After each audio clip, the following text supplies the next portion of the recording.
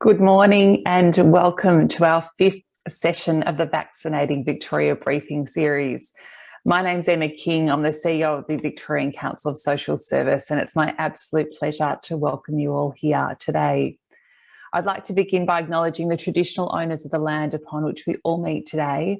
I'm on the lands of the Wurundjeri people of the Kulin Nation and would like to pay my respects to elders past, present and emerging, noting of course that sovereignty was never ceded. I'd also like to acknowledge Aboriginal and Torres Strait Islander people who are with us today, and in particular Jill Gallagher from VACCHO, who will be joining us shortly.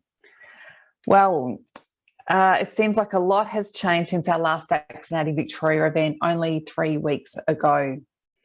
Lockdown 6 has been extended. Victoria has acknowledged that COVID-0 might indeed be beyond us for the moment. And we have a plan for the easing of restrictions once certain vaccine milestones are hit. And perhaps that last point is the key one for us today. The proportion of Victorians who are vaccinated against COVID-19 continues to grow. More and more Victorians are rolling up their sleeve and getting the jab done, as the hashtag goes. But of course, as we all know, some of the headline figures can be misleading. Often they don't pick up the challenges or indeed the very successes of certain population groups or cohorts. They can also gloss over the hard work that's needed to achieve these results. So that's what we're going to be discussing today. Now, a few things first in terms of housekeeping. Today's event is being recorded and it will be fully captioned and it will be shared more broadly. We'll send you an email as soon as it's available. If you'd like to share or repurpose any part of today's event, please feel free to do so. As always, our briefing sessions are about spreading fantastic, accurate information as far and as widely as is possible. So today's event is in two very distinct halves. Shortly, we'll be hearing from Jayne Nelson. Jayne is the CEO of IPC Health, and also Dr. Nadia Chaves, an infectious diseases specialist who wears many hats, including her role at cohealth. Both are joining us today in their capacity with the C19 network. The C19 network was set up to deliver culturally relevant COVID education, health promotion, testing and vaccinations. And after their presentation, we'll make sure that we've got time for questions as well. Then we'll be hearing from Jill Gallagher. Jill, as you will all know, is the CEO of the Victorian Aboriginal Community Controlled Health Organisation, or VACCHO. And again, there'll be time for questions and discussion with Jill. We've set aside 1 hour for this session. Our goal is to keep it short and snappy. And to get us started, a very big and sincere welcome to Jayne and to Nadia. Thank you. Thanks so much, Emma, and thanks for being with us today. We're very happy to talk to you about the C19 network, what we've been up to, and sharing some information with you. So I'm just going to share my screen. Hang on a minute. So I too would like to acknowledge the traditional owners and the custodians of the land from where I meet with you. Today, I'm with the Wadawurrung people of the Kulin Nation. So here we go. Hope this works. Can everybody see that? Can't see any thumbs up, so hopefully we're good. Okay.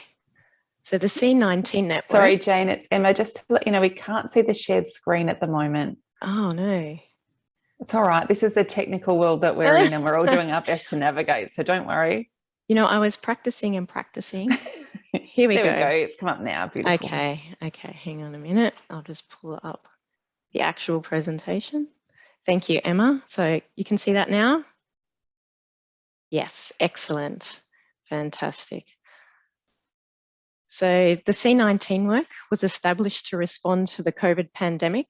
And since March 2020, we have delivered over 300,000 COVID-19 tests, and we have achieved more than 72,000 vaccine deliveries since May this year. We target those people unable to access mainstream services across Metro Melbourne. Our 5 community health organisations are combining reach, capabilities and capacity across a catchment encompassing 75% of Greater Melbourne. So we've grown from the initial 8 teams. Oh, sorry, we're jumping around a little bit with the presentation. There we go. On the ground who respond to outbreaks any time of the day or night, and they're rostered on a 7-day-a-week basis, and they set up within a few hour notice. We also have engagement teams and a bicultural workforce that are speaking local community languages. They're on the ground with local community leaders. They're communicating with families and individuals to raise the awareness of COVID safety, prevent transmission, and encourage vaccination.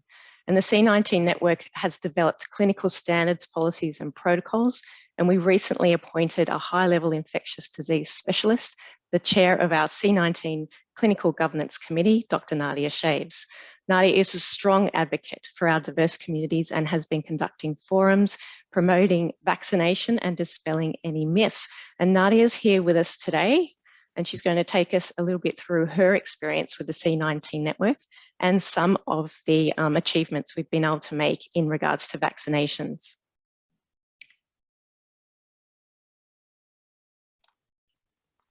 Hello, everyone. Thank you so much for having us. I wanted to start by acknowledging that I'm sitting on Bunurong land, the Yalukut Willem clan, and part of the Kulin Nation. Wherever we are today, I want to pay respects to any Aboriginal people with us today, Aboriginal and Torres Strait Islander people with us today, leaders past, present, and emerging.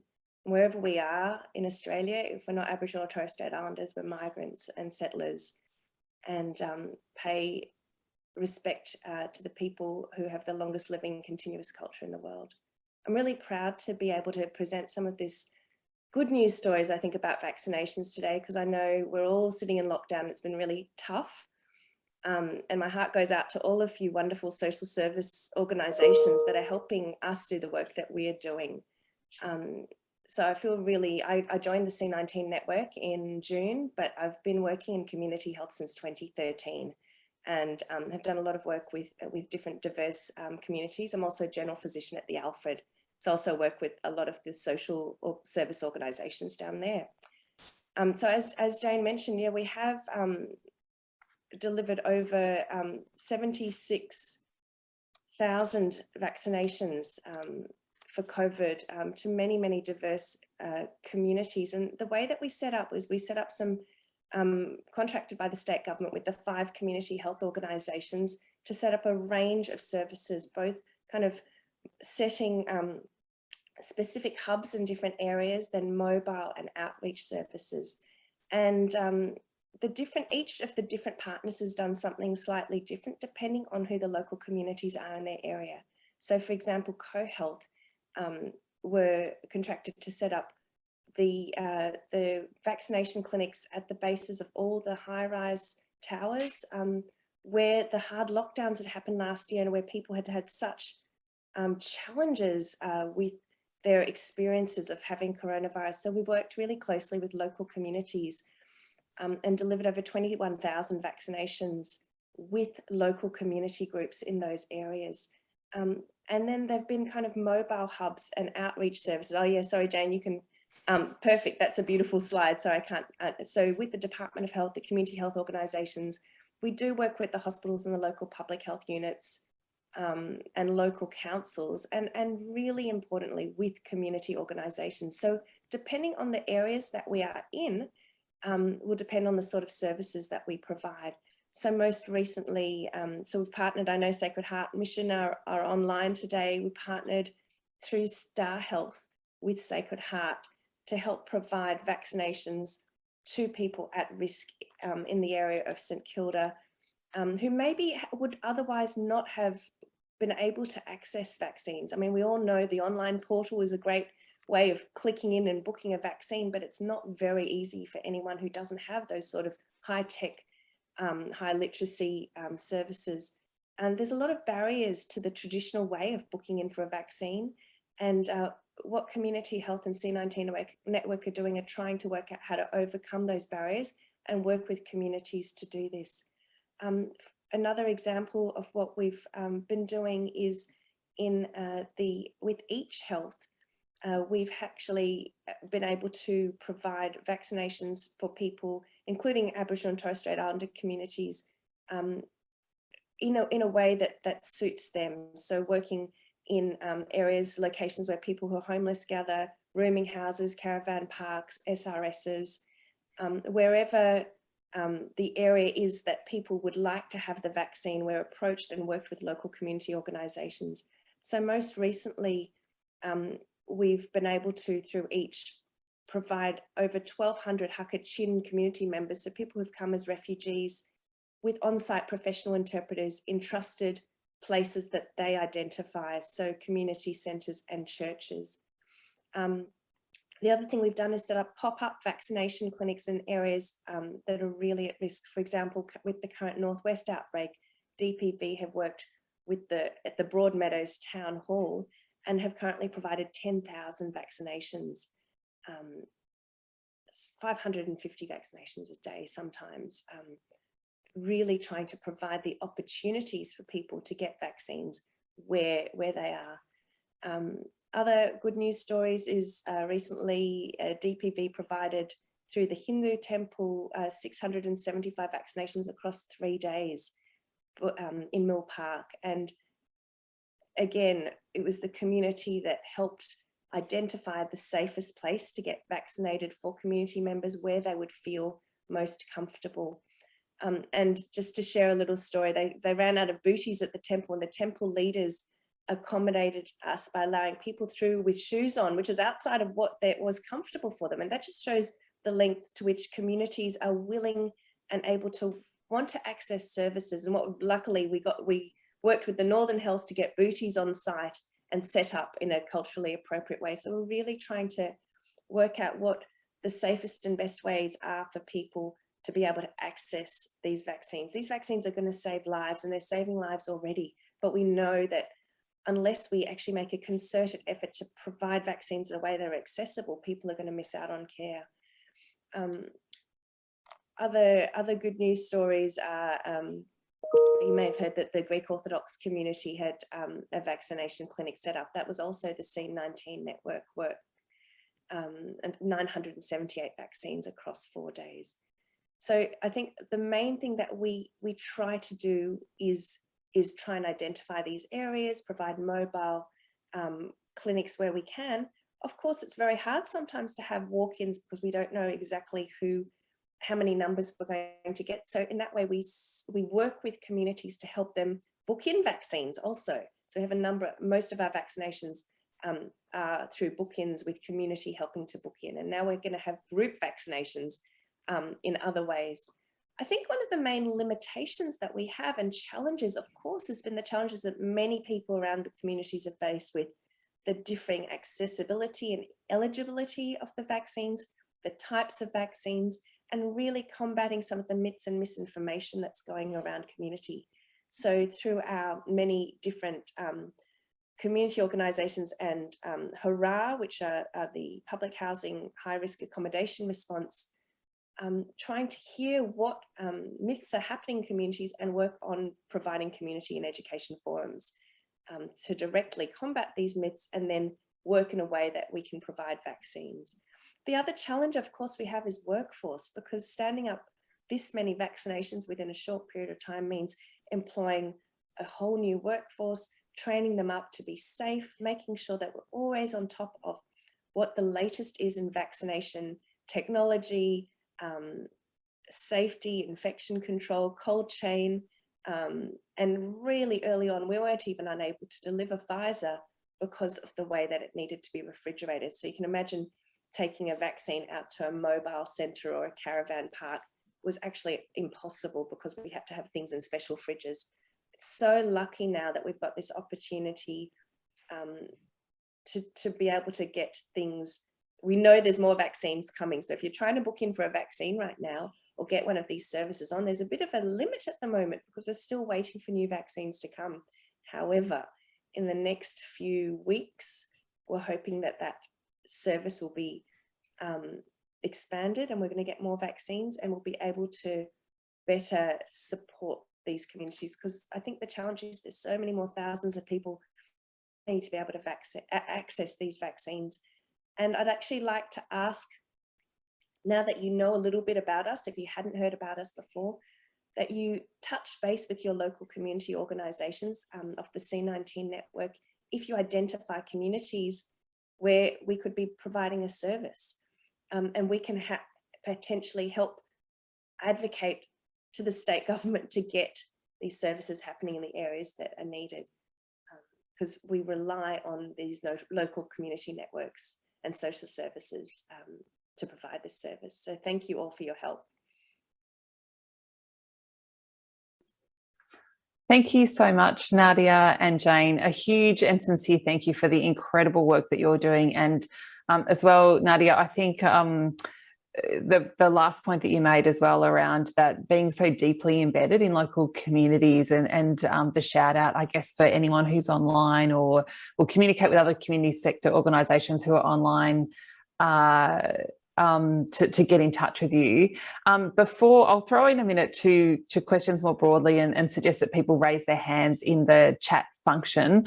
I will do my best to see you, and no doubt the VCOSS staff will prompt me if I'm missing anyone putting their hand up. But I did just see a question in the chat, which I might throw to both of you, which is around, so from Rod McIntosh, around details about member organisations to the C19 network available online. Yeah, such a great question. Shall I leave Jayne to answer that one? Yeah, we've kind of stood up fairly quickly. We haven't put a great presence online. We have been talking about whether we need to put our own brand out there as C19 Network. But each organisation here, as you can see, you know, we've got our logos there, but we don't have a great online presence. We are working very closely with the Department of Health and got the calls from them, and clearly with our local communities.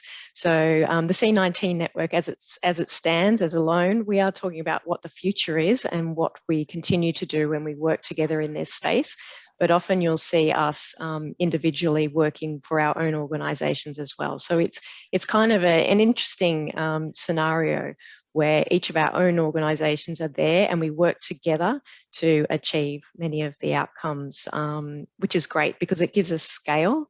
It also gives us consistency, and we're able to lean on each other. And we do call in other community health organisations because they're the ones that have the local knowledge and the local connections with local communities. They're already engaged, so we tend to do that. So you won't see a lot of information out there at the moment about C19 Network as its own incorporation or organisation. Thanks for the question. Thank you. And I think as well, it's a huge shout out to community health more broadly. I've got another question in the chat here about saying fantastic presentation so far. So it's just disappeared from my screen while I'm chatting. So does the C19 network focus on Melbourne areas so far or include regional and rural settings? Thank you, Ada. Yeah, great question. And yeah, at the moment it is only Melbourne based, and I think it's the limitations of where the community health organisations, the partners actually are, and also the limitations of staff and vaccine availability. And I think as we get more vaccines available, that's going to change. But at the moment it has been limited. But I forgot another good news story is, you know, people were saying, you know, what about international students or what's happening in the city? It's very hard to get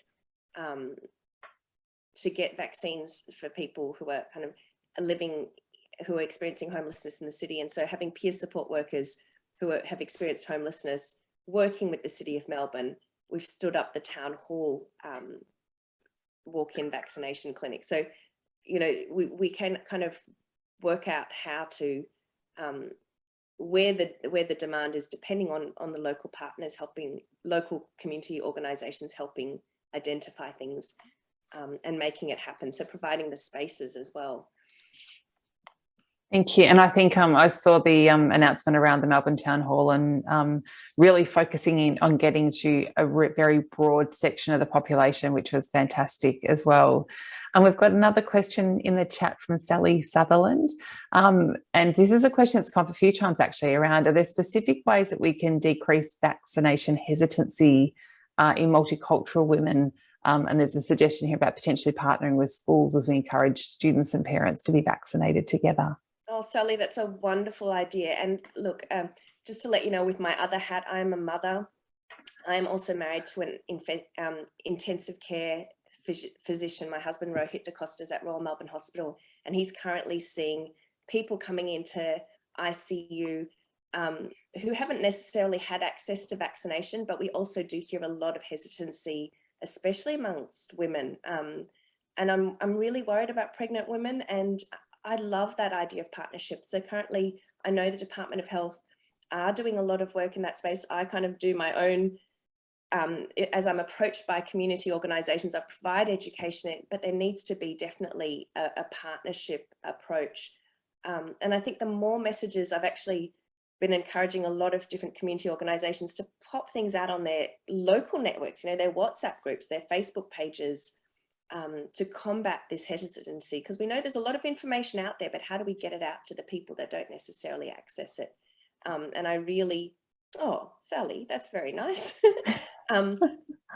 I really want to actually urge all of you that are trusted community social services organisations to also spread this message of the vaccine being safe and effective, and to please get tested if you have symptoms, because I'm really worried that you know, we're all tired from lockdown.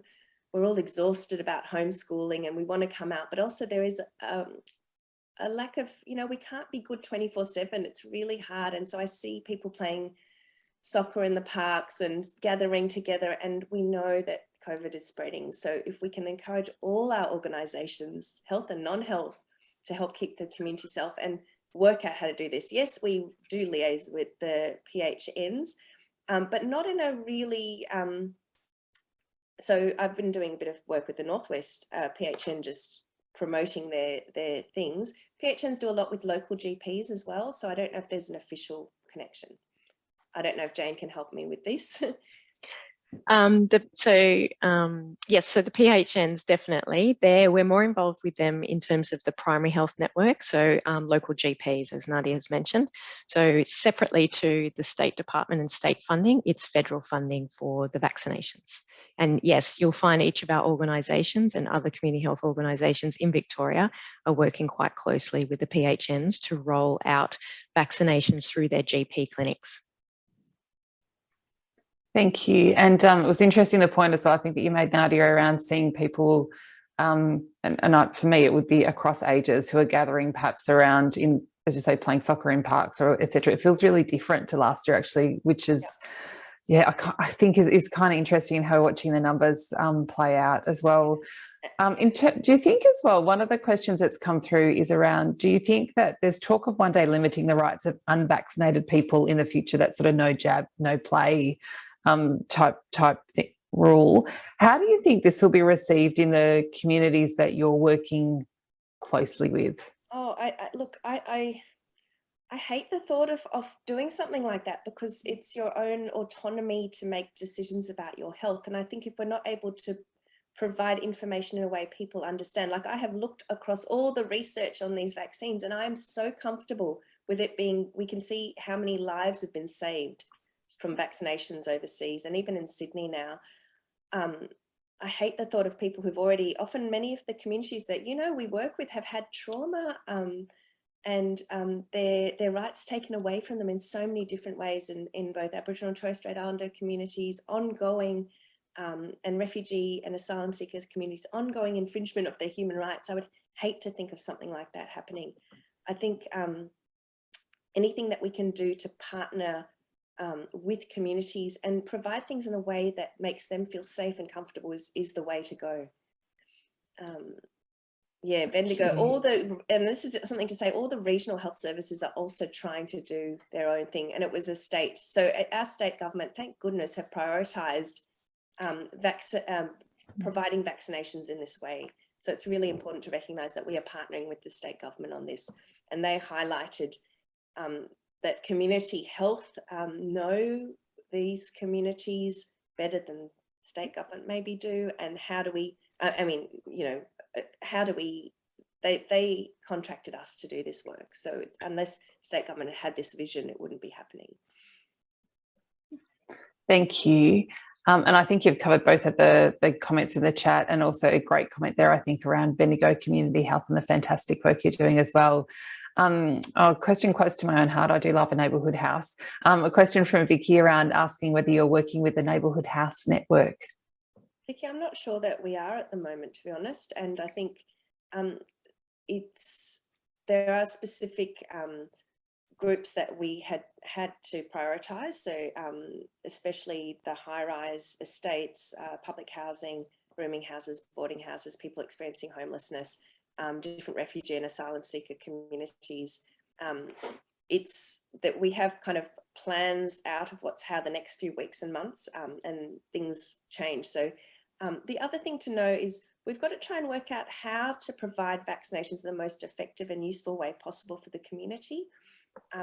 So each organisation has to work out, sometimes there are ebbs and flows with workforce as well. Sometimes if there's a big outbreak, some of our workforce are pushed into testing, urgent partnering with local communities to provide food relief and, you know, all those sorts of things, urgent medical care for people who are currently providing cases. So all of our community health organisations are kind of doing business as usual, as well as having this vaccination availability. So that workforce depends. I love the Victorian Men's Shed as well.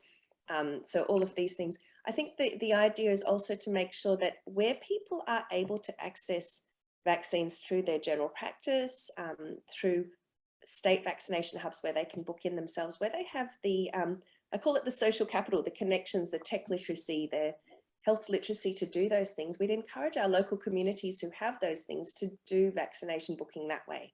And so we focus on people who are most at risk and not able to vaccinate in any other way. And that's a really good shout out as well, given the recent government announcements. Having a daughter in year 12 and looking at the push for us to jump online yesterday, and as you say, for those people who've got the social capital to do that, to do that and to free up, I think, the system that you're working to navigate and provide to our community as well. If I can, a huge thank you to both of you for the incredible work that you're doing along with the other community health organisations and the other people in your network, because you're just so focused on serving the communities in such a really sensitive way. I can see some other questions coming through, so I suspect you're going to stay online, and it might be great if you can keep a bit of an eye on the questions, etc., that are coming in. So I'm mindful around the time there as well. But I just know that the work that you're doing is just so critical. It's making such a huge difference in the state of Victoria. It's just, and I think, as you say, being so connected into community as well, to show actually this is how we can work most effectively given the pandemic as well. So a huge shout out and thanks to both of you for doing better and to get people vaccinated. I did want to actually give a particular shout out to Nadia as well.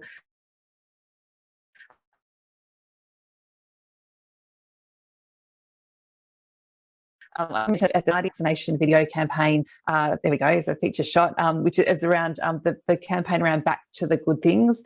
We are really proud of that campaign and wanted to focus on the positive. And Nadia was incredibly generous, and that campaign is only possible through the generosity of people such as Nadia, and we really, really appreciate it. And of course, that is on top of all of the other work that Nadia, you are doing.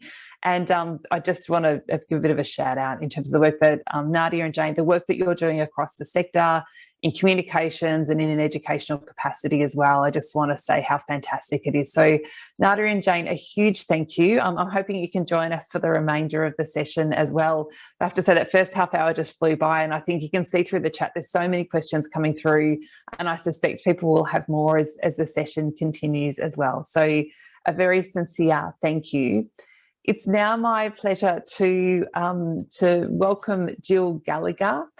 As the cliche goes, I don't think Jill needs any introduction at all, but I will give Jill an introduction anyway. Jill is a very, very proud Aboriginal woman and has been the CEO of VATCO since 2001. She's served, as you know, as Victoria's Treaty Advancement Commissioner, is an inductee to the Victorian Honour Roll of Women, and in 2013 was awarded an Order of Australia. She is a true powerhouse, and we love you, Jill, really. That's the best introduction I can think of giving. And can I say as well, Jill is so generous in terms of her time in being such a strong leader for the Aboriginal community, but also being such a strong and true friend to those of us who work in the sector, and being very a true friend and a strong source of advice and guidance as well. And I really do want to acknowledge that as well. So Jill is here today to talk about, I guess, some of the successes and some of the challenges of the vaccine rollout in her community. And as before, we've allocated time for, for discussion and questions, etc., after Jill's formal presentation as well. And Jill, as always, it's my absolute honour and privilege to welcome you. And thank you very much for being here with us today. So thank you, Jill. Thank you, Emma. Thank you very much for that introduction. Before I do begin, I do want to acknowledge that we are on Aboriginal lands, and I want to pay my respects to Elders past and present. I'm currently on Wurundjeri land, and I do also acknowledge that we are all on Aboriginal lands that were never ceded. Okay, I want to thank the previous speakers, Nadia and Jayne. Thank you very much. A lot of the information that you spoke about resonates in our community also, and some of the challenges our services also face. So thank you. But yes, so overall, really, I mean, we've been pleased with the response, I suppose, from the Victorian Aboriginal community here in Victoria, with the numbers that have come forward to be vaccinated. Yes, there has been some successes, but we're certainly not out of the woods yet. And there is still plenty of work to do. To have the relatively strong uptake we have seen in this state is a credit in the Victorian Aboriginal community, is a credit to the Aboriginal Torres Strait Islander community, and a credit to the hard-working staff of all the Aboriginal community-controlled health organisations based around the state of Victoria. And like everyone else that I've just heard too from Nadia and Jayne, the workforce, they're exhausted, tired, and in some cases a little bit depleted, and we all need a bit of hope, and I think that's really important.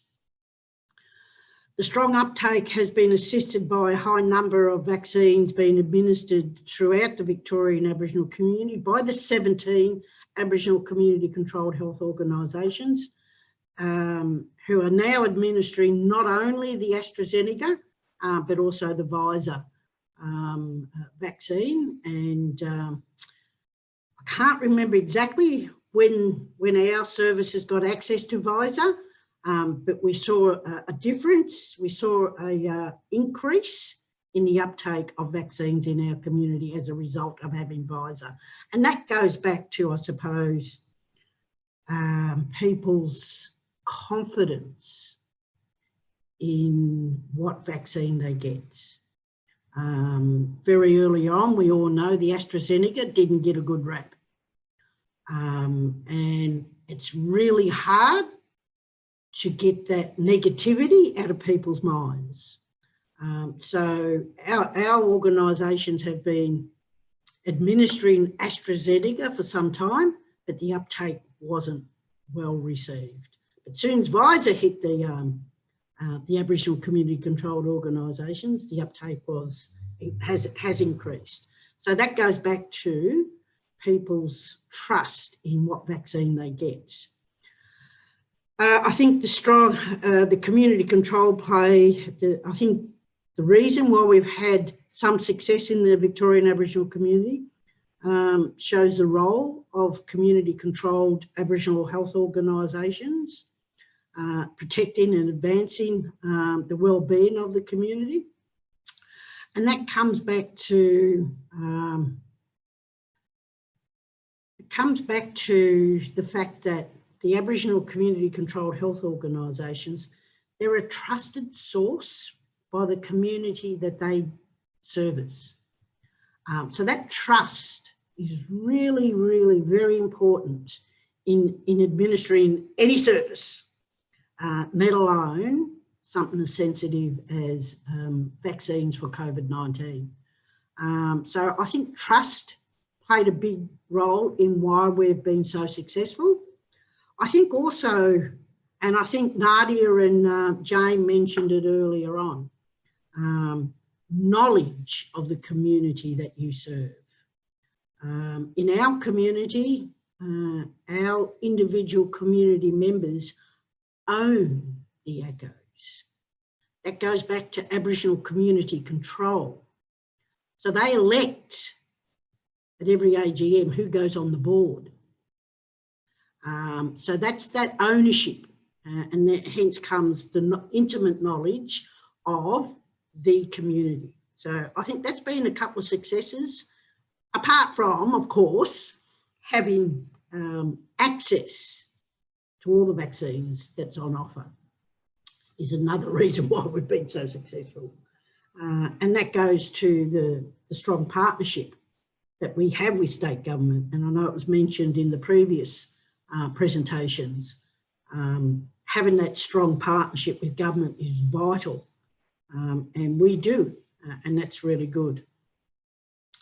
I don't think we can underestimate the importance of putting Aboriginal health in Aboriginal hands and community looking after community. Those statements aren't just pie in the sky statements. They are actually living, breathing what happens on the ground in the Victorian Aboriginal community. The personal touch, the culturally safe care that gives our community comfort and confidence that we're being taken care of. And a little story that I'll share with you about what I mean knowing your community. I'm Wurundjeri country, and VCOSS is my Aboriginal community controlled service provider, apart from First Peoples Health, who just lives around the corner from me, which is really good. But at the end of the day, the fact that VCOSS knows who is in the Melbourne-based Aboriginal community, who has had their vaccine and who hasn't. So they know whether they need to chase up Auntie Jill or Uncle Fred. They know how to do that.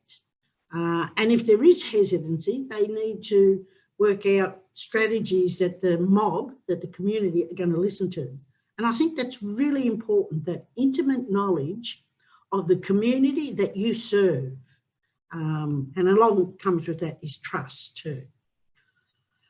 As earlier stated, I also absolutely pay credit to the Department of Health with a lot of the heavy lifting they have done. The model in Victoria has come down to strong partnerships, regular open communication channels between VACCO's public health team, the Aboriginal community controlled organisations and the Department of Health. For example, just recently, both VACCO and the Department of Health have stood up a regular once a week catch up with all the border town communities, Aboriginal community organisations, New South Wales government and state government, Victorian state government, to talk about the outbreaks along that border and some of the issues coming from being in a border town. And permit issues and things like that, especially in the Aboriginal community. So I do need to shout out to the great work that the Department of Health has provided throughout all this. VACCO, we supported the rollout of the Community Unity Immunity COVID vaccine campaign from the Victorian Department of Health through the social media. I think one of the other challenges is that messaging that we can all understand, not just in the migrant communities, but also in the Aboriginal communities. I mean, government put out actual messaging, but it's not easily understood by our community. So what we do is we actually re-message the government messaging in our own socials. And then, of course, our members re-message that message to the individual people that they serve. So I think messaging is really, really important. It's been a big challenge in the past. It still is, but we try to keep on top of that. I think one of the other challenges for us is access to accurate data. And it's been a humongous issue. And I mean, how do we know we're doing so great? How do we know where do we need to focus from a state perspective? Which LGA do we need to focus on? And we don't have access to accurate data. And that's a challenge that, and I get frustrated when we get caught up in politics in relation to whether it's a Commonwealth or state government responsibility. We get caught up in that all the time, and it's infuriating and frustrating. But that's some of the challenges we have to navigate, unfortunately. So that's, yeah. But in saying that we've done well, I can't give you an accurate figure of what the data is showing in relation to the Victorian Aboriginal community, but I know it's higher than any other state, and that's really good. What we do need to drill down is at a local level, where do we need to focus our efforts? Although we're doing well, we've still got a long way to go. If the rhetoric is that we're going to open up at 70 or 80%, we're going to open up the country, we still have a lot of people in our communities, in my Aboriginal community, that is unvaxxed and are quite vulnerable and have a lot of underlying issues. So that's the scary bit. So even though we might be at 80%, but what does that equate to in the Aboriginal community is what I would need to understand a bit more. The other things that I think has been a challenge in our communities is that myth busting. And as I said earlier, it's really hard to, once someone's heard earlier on about whether AstraZeneca is a good vaccine or not, that has remained in our community, and trying to myth bust that in the community has been extremely hard. But what our community have done is actually, once our members received the Pfizer vaccine to administer, as I said, the uptake was fantastic, and that's believe our members vaccinated whoever walked through the door, regardless of what vaccine. And what I mean by that is that that their whole purpose was, no matter what, was to actually vaccinate, not turn anyone away. Put it that way, not turn anyone away. If they had it, you got it. And I think that's been whereas I've seen, and just last week, I was in a chemist getting a script filled, and I saw an older man, not Aboriginal, he was European, come into the chemist in, where was I, Reservoir, and asked for the Pfizer. Now, he clearly wasn't eligible, but I think it's ridiculous that we're turning people away because he refused to have the Astra. I absolutely think it's ridiculous. Our whole, I suppose, where we want to go is to make sure that everyone gets vaccinated. If you come in to ask for a vaccine, then they should get it. That's my belief. So I see people being turned away because they still are not comfortable or confident that the AstraZeneca is not going to hurt them. So that's a big challenge in the broader community. What else? In closing, I think I basically want to say that I think the strength is in partnerships, and I think, like, for example, the Aboriginal community controlled health sector, we just recently put out a call to arms, Rumbalara Aboriginal Co-op up in Shepparton on Yorta Yorta country. They're in one of the hotspots, one of the outbreaks, and the CEO basically contacted VACCO and said, our staff are exhausted. can we put out a call to action from all our other members, which we did, and other Aboriginal community-controlled organisations sent staff, desperately needed staff, to Shepparton. Shepparton Rumballara Co-op also has a residential aged care facility. So VACCO provided Rumballara with an additional testing, what was it called? Anyways, one of those quick, you know, get a test done in an hour, point of care testing machines, so which they needed. And also a lot of our members provided additional clinical staff to help with the vaccine rollout. So that, because the numbers up there wasn't that crash hot as in vaccination uptake. So we needed to basically work out ways how our members right across Victoria can support where there are outbreaks and share clinical staff and whatever else is needed.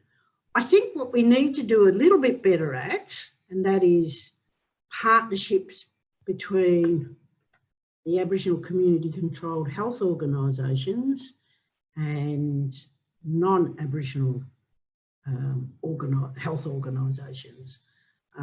So all the VCOSS members, I think we've got to get better at how we partner up with the Aboriginal community-controlled health organisation. And I'll give you an example.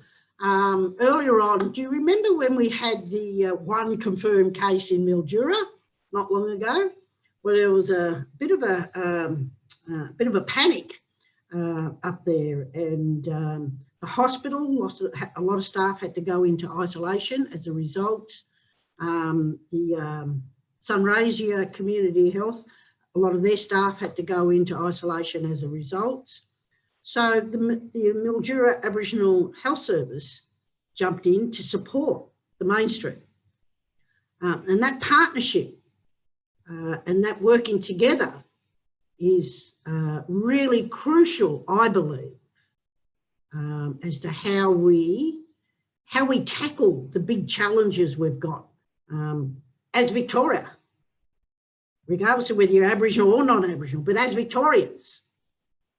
So how do we make that happen? How do we get better at that? And I think that's a challenge that I'd like to throw out in relation to the C19 network. How do we engage in that process?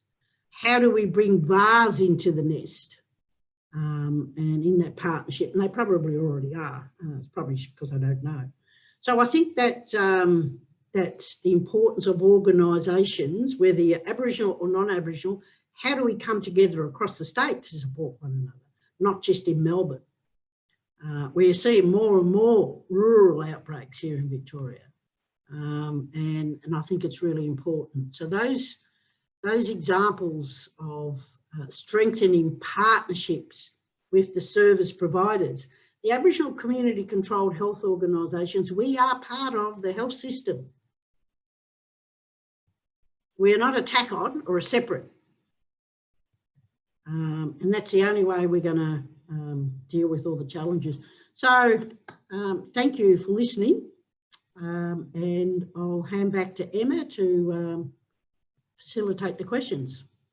Thank you, Jill. And I think you've, it's pretty widely acknowledged that ACCOs in many ways are leading the way. And I think it is about being deeply embedded in community and culture. So much to learn from you on that front. And I think the challenge you've put out about partnerships is a great one, and great to do that here as well. We've got so many members online as well, and people who I think are really looking for those opportunities to partner up as well. So I think it's one of the things that we can look at, how we look at putting that out more broadly, I think, in our comms as well. Because as you say, it's not only the organisations who are here today, it's actually about the organisations who may not be here today as well, to look at how we can really promote those partnerships as well. But the other point I really want to make is, I think, as you say, it's the part about leading the way that I think VACCO and the ACOs have got so much to teach others in Victoria, because I think it's pretty interesting that there's something that Victoria is doing and VACCO and the ACOs are doing that's interesting when you think Victoria is leading the way in other states. So there's lots to learn there, I think, for non-Aboriginal organisations as well about the work that you're doing and is underway. Now, if you've got questions, please do pop them in the chat. We've got time for a couple of questions, and I can see a few comments in here as well. So bear with me as I'm just having a very quick scroll. I think a lot of the questions in here are about looking at lots of thank yous. And there's a question from Rod there about, Jill, do you know if the ACOs are partnering with other organisations like Gathering Places to improve access to vaccinations where there might not be an ACO? Yes, the answer is yes. And the other things that ACOs have been, especially VARS here in Melbourne, has been, like, there is a cohort that we haven't got to. So how do we do that? They're not going to come into the clinic, so how do we go to them? And I think Nadia spoke about mobile pop-up clinics. We've got to get better at that. And I think it's not just at VARS that we've got to run these vaccine clinics. It's how we do outreach in that space. And I know VARS has been lobbying or advocating that they have a mobile vaccine van. And so, yes, they are trying to work out how they do that better. Thanks, Jill. And one other question that's come through separately, I've got two others that I'll try and touch on before we wrap up. One is around, Sally Sutherland's just put in the chat around, can telehealth be used to send nurses out bear with me, sorry, just clicked off my screen at the very wrong time. Can telehealth be used to send nurses out to offer in-home vaccinations? I'm not sure whether you... I just want to say first, thank you so much. Oh, you go if you want, Jill. I was going to say, I don't know how to answer that because I don't know how telehealth do that. Yeah. Before I answer, I just want to say thank you so much for sharing your knowledge, Jill, and all the work that VACCO have been doing. I always think that we can learn so much from the approaches of Aboriginal community controlled health organisations. The whole approach is so embedded in how community runs, and it really shows so many benefits compared to kind of mainstream health services. With regards to telehealth and vaccination uptake,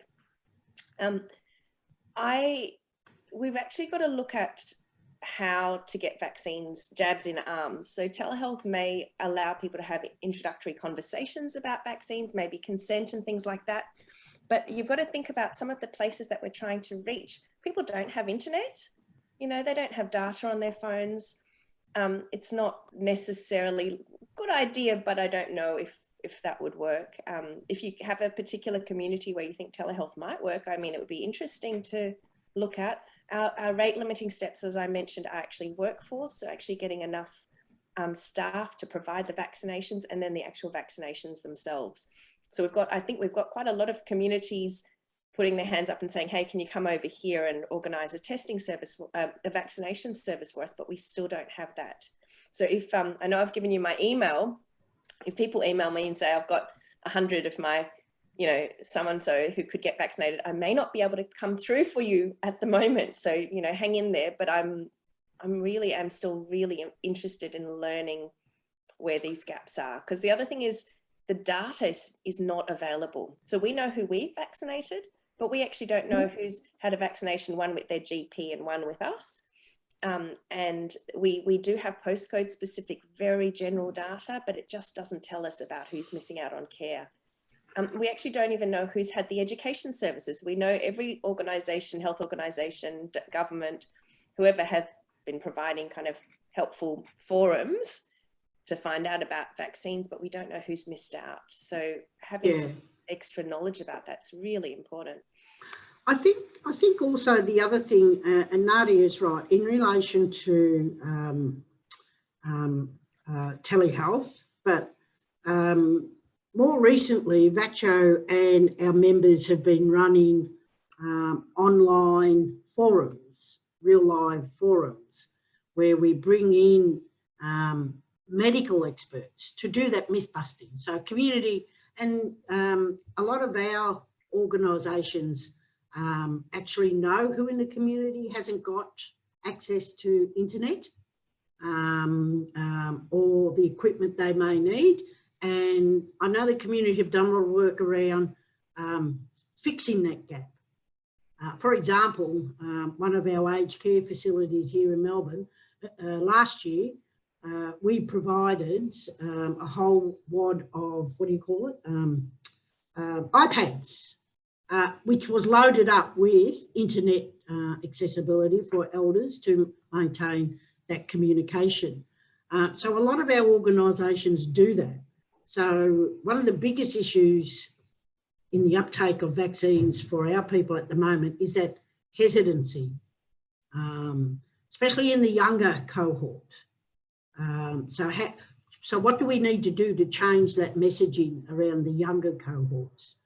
And those online forums are fantastic because community can go in there and ask a health professional, an expert, well, I heard this. And then they can have local experts who are going to do that, a lot of that myth busting. I think that's a great way forward. I don't know whether it's a great way forward for the refugee community or the migrant community, but it works in our community. Thank you. And thanks so much. And I think that's a brilliant session. And I'm seeing as well, Ryan's just put a question about the Koori Youth Council, or not a question, a comment about the Koori Youth Council Q&A sessions on Facebook Live, which have been fantastic as well. So it's probably a good note on which I'm mindful that we're pretty much running up on time. I feel like this conversation could go for a very long time, and with a group of particular people who are really, I think, passionate about this area. And as you say, Jill, I think much of this comes down to partnerships, and it comes around to accurate information that is very much tailored to community, and making that as accessible as possible, and recognising we need to do that in lots of different ways. And that's work that yourself, Jill, Jayne and Nadia are very passionate about, and you do every single day, for which we are all inordinately grateful. A huge thank you to you, Jill, to Jayne, to Nadia, for your time and generosity in sharing your expertise and knowledge with all of us today. I did want to mention, just to reiterate again, so this event is being recorded. It will be fully captioned, and we will share it with everyone within the next couple of days as well. So we'll make sure we send a link through. Our next Vaccinating Victoria event is 3 weeks from today, on Tuesday, the 28th of September. So I look forward to seeing you again then. And again, I just want to finish with saying a huge thank you to our presenters today, and a huge thank you to you all for being with us. Have a wonderful rest of your day, and look forward to seeing you soon. Take care, everyone. Thank you. Bye.